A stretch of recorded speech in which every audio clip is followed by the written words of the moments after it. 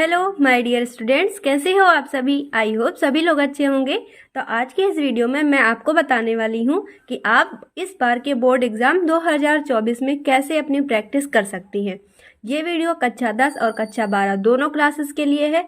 कोई भी बच्चे हों दोनों ही देख सकते हैं। ठीक, अब आपको मैं बताऊंगी कि आप 90% प्लस कैसे ला सकते हो, क्या बेस्ट अप्रोच होनी चाहिए, क्या बेस्ट वे होना चाहिए, आपका तरीका कैसे होना चाहिए, जिस तरीके से आप केवल 2 महीने के अंदर, अगर आपने पढ़ाई नहीं भी किया है अच्छे से पूरे साल भर, तो अगर इस सारी स्टेप को जो मैं आज आपको बताने वाली हूँ सभी को फॉलो करोगे तो 2 महीने के अंदर भी आपका जो भी टारगेट है आप उसको अचीव कर सकते हो। मैं टारगेट लेके चल रही हूँ 90% आपके लिए। आप अपना टारगेट क्या क्या रखना चाहते हो कमेंट बॉक्स में एक बार से बोल दीजिएगा। चलिए फिर अब मैं आपको बताने वाली हूँ, अगर आपने साल भर में नहीं पढ़ाई किया हुआ है तो आप कैसे कैसे चीज़ों को फॉलो करेंगे ताकि आप अच्छे परसेंटेज ला सकें। इसके लिए आपको पूरी वीडियो देखनी पड़ेगी, क्योंकि जब आप टॉप करोगे तभी तो पड़ोसी वाले अंकल जलेंगे ना आपसे, है कि नहीं। चलो फिर स्टार्ट करते हैं और सारे स्टेप को स्टेप बाय स्टेप समझने की कोशिश करते हैं। तो बच्चों, आपके सामने मैंने ये 5 स्टेप्स लिख रखे हैं, आपको इन सारे 5 स्टेप्स को फॉलो करना है। अच्छा एक चीज़ बताऊं हंसिएगा मत, ये वीडियो मैंने एक बार पहले भी रिकॉर्ड किया, ठीक है। उसमें मैंने बहुत ही अच्छी तरीके से लिख लिख के बताया, लेकिन उसमें टाई टाई फिस हो गई क्योंकि मैंने माइक ही नहीं लगाया था यार, और ओटीजी लगा दिया था जिस वजह से मेरी आवाज़ ही नहीं रिकॉर्ड हुई। तो चलो फिर से समझ लेते हैं, कोई बात नहीं, अगर मैंने एक बार रिकॉर्ड किया तो क्या हुआ, फिर से रिकॉर्ड कर लेती हूँ, है कि नहीं। चलो फिर पहला स्टेप हमारा क्या होना चाहिए कि हम 90% ला सकें। तो इसके लिए आपको क्या करना, सबसे पहला काम ये करना है कि आपको अपना एक सेपरेट रूम पढ़ने के लिए 3 महीने के लिए अपने घर वालों से बुक करा लो, है कि नहीं। घर वालों से कह दो भाई 3 महीने मेरा एग्ज़ाम है, मेरे घर के अंदर मेरे रूम के अंदर नो एंट्री है सबकी। तो अपने घर को क्या कर लो अच्छे से बंद, और उस घर कमरे के अंदर आराम से अपनी जितने सारे सपने हैं ना उनको बुन डालो। अपने जितने भी आपको परसेंटेज, आपने जितना टारगेट बनाया है उसको लिख करके क्या करो, दीवार में चिपका डालो। और उसके ऊपर ये भी लिख लो बोर्ड एग्ज़ाम 2024, है ना।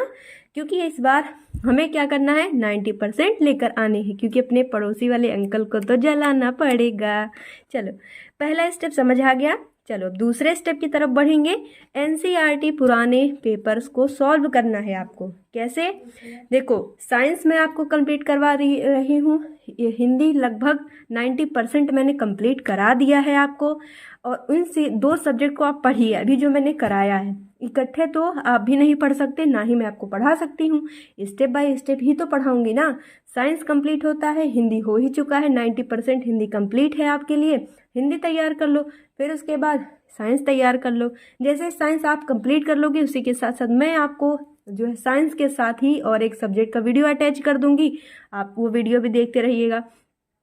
अगर आप मेरे साथ जुड़े रहेंगे ना बोर्ड एग्ज़ाम तक, तो देखिएगा आपके क्या नंबर आएंगे। भाई साहब समझ लो, आपको विश्वास नहीं होगा आपके ऊपर। ये सारे स्टेप वो स्टेप्स हैं जो मैंने खुद भी अप्लाई किया हुआ है अपने बोर्ड एग्ज़ाम के अंदर, है ना। तो इसीलिए मैं सारे स्टेप आपको बता दे रही हूँ ताकि आप भी बढ़िया से नंबर लेके और अपने पड़ोसी को जलाना है भाई। चलो दूसरा स्टेप समझ गए ना, एनसीईआरटी पुराने पेपर लगाना है, जो कि मैं आपको लगवा रही हूँ, तो आपको टेंशन लेने की कोई ज़रूरत नहीं है। लेकिन मैं आपके घर में आके लिख तो सकूंगी नहीं, अगर हो सकता तो वो भी कर देती मैं आपके लिए, लेकिन ये तो पॉसिबल ही नहीं है। तो आप क्या करिए, अपने घर में चिपका के लगा लीजिए। तीसरा स्टेप क्या है, जो कि वेरी वेरी इंपॉर्टेंट है, बहुत ज़्यादा इंपॉर्टेंट है। क्या है, 5 घंटे पढ़ने का शेड्यूल बनाइए, 5 घंटे डेली पढ़िए। कुछ बच्चे कहेंगे 5 घंटे में क्या होगा, देखो मैं आपको बताऊं। अच्छा देखो, आज पहले दिन आपने क्या किया, 8 घंटे पढ़ाई किया, थोड़ा सा मोटिवेशन आया, फिर दूसरे दिन फिर आपने 9 घंटे पढ़ाई किया, फिर मोटिवेशन थोड़ा सा डाउन हो जाएगा आपका दूसरे दिन ही। तो ऐसा इतना ज़्यादा इकट्ठा बोझ लेके भी चलना गलत बात है। थोड़ा थोड़ा सा आप लेके चलिए, डेली लेके चलिए। अगर आप हर दिन 5 घंटे पढ़ोगे, देखो आपने पहले दिन 8 घंटे पढ़ा, दूसरे दिन 9 घंटे पढ़ा, 9 8 17 घंटे हो गया। बाकी आप देखिएगा तीसरे दिन ही आप लूज़ हो जाएंगे, पूरे हफ्ते फिर पढ़ाई नहीं कर पाएंगे। अगर आप कितना घंटा हो गया, 9 8 17 ही घंटे हो पाए। अब आप देखो 5 घंटे डेली पढ़ो, वीक में कितने दिन, 7 दिन, 7 बचे 35 दिन, 35 घंटे आपने पढ़ाई कर ली। जहाँ 17 वहाँ 35, 17 दूना 34, आपने 17 का डबल पढ़ाई कर लिया। तो 5 घंटे डेली पढ़िए, 1 घंटा मैथ लगाइए, 1 घंटा फिजिक्स, बाकी तीनों घंटों में हर सब्जेक्ट को रिवीजन मारिए। ये इतना शेड्यूल आपको डेली बच्चों बना के चलना है जब तक आपका बोर्ड एग्जाम खत्म नहीं हो जाता है।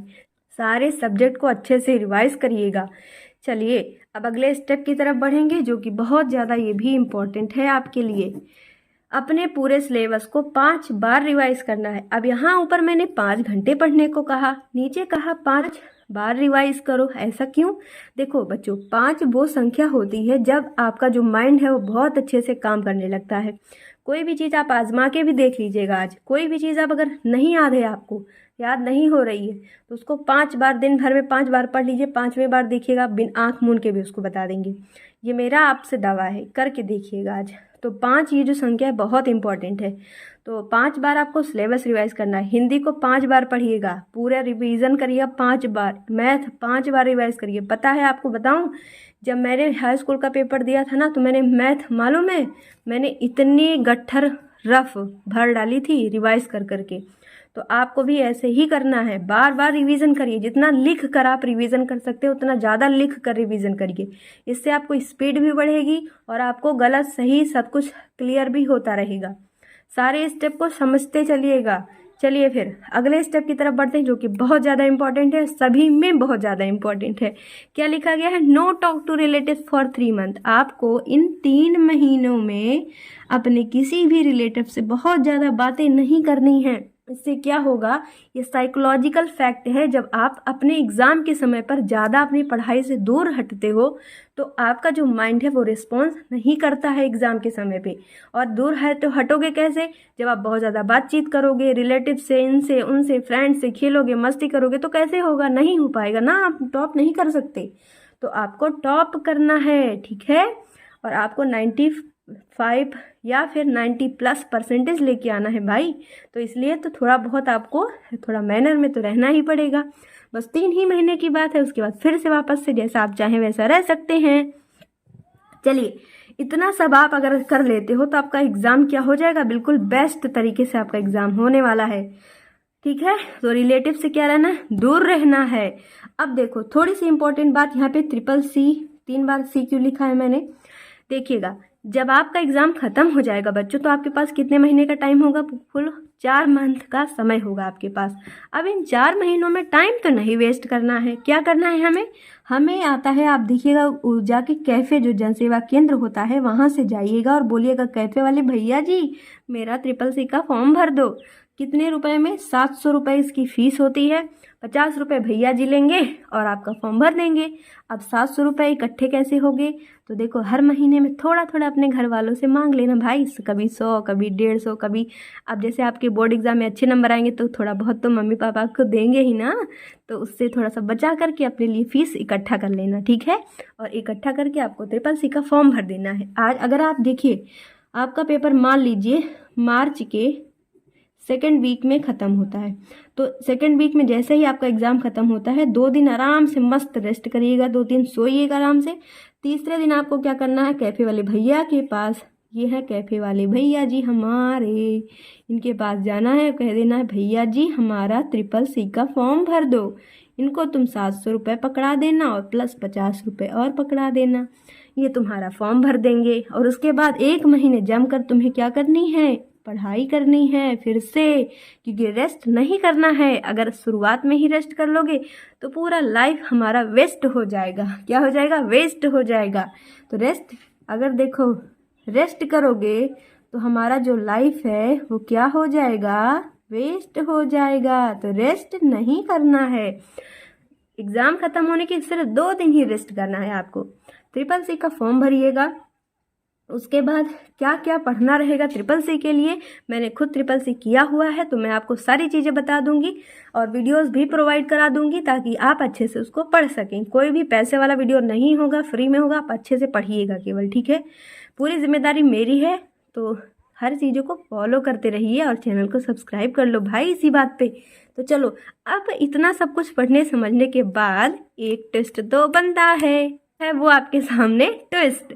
जो टॉप करता है उसे भी 24 घंटे ही मिलते हैं, तो आप क्यों नहीं कर सकते हैं टॉप? तो आपको भी इस बार टॉप करना है। ओके, खुद से ये क्या कर लो, प्रॉमिस कर लो। दूसरा बहुत ही मज़ेदार, चलो खेले बाहर, दोस्त बुला रहा है। नहीं नहीं भाई, तुम खेलो, मेरा क्या, बोर्ड एग्ज़ाम आ रहा है। हमें क्या करना है, बोर्ड एग्ज़ाम में अच्छा नंबर लाना है। हमें क्या करना है, 90% से प्लस नंबर लेके आने हैं। इसलिए भाई तुम जाओ खेलो, हमें कोई मतलब नहीं, हमें हमारा बोर्ड एग्ज़ाम देखना है। ओके, हैप्पी सभी लोग। तो all the best for your exam 2024 board paper. सभी को मेरी तरफ से ऑल द बेस्ट। मेरे सारे बच्चे अच्छा परफॉर्म करेंगे, मुझे आपसे बहुत ज़्यादा उम्मीद है, बहुत ज़्यादा ख्वाहिशें हैं आपसे, और आपको, आपके मम्मी पापा को भी आपसे बहुत ज़्यादा उम्मीद होगी ना कि आप अच्छा परफॉर्म करेंगे। इसीलिए तो आपके मम्मी पापा आपको इतनी मेहनत से पढ़ाते हैं। तो मेरी इस मेहनत के लिए तो चैनल सब्सक्राइब कर ही लो, और वीडियो को ज़्यादा से ज़्यादा जितना हो सके शेयर कर देना। वीडियो अच्छा लगी तो लाइक कर दो और चैनल को सब्सक्राइब कर लो। Thank you, bye bye, take care and all the best.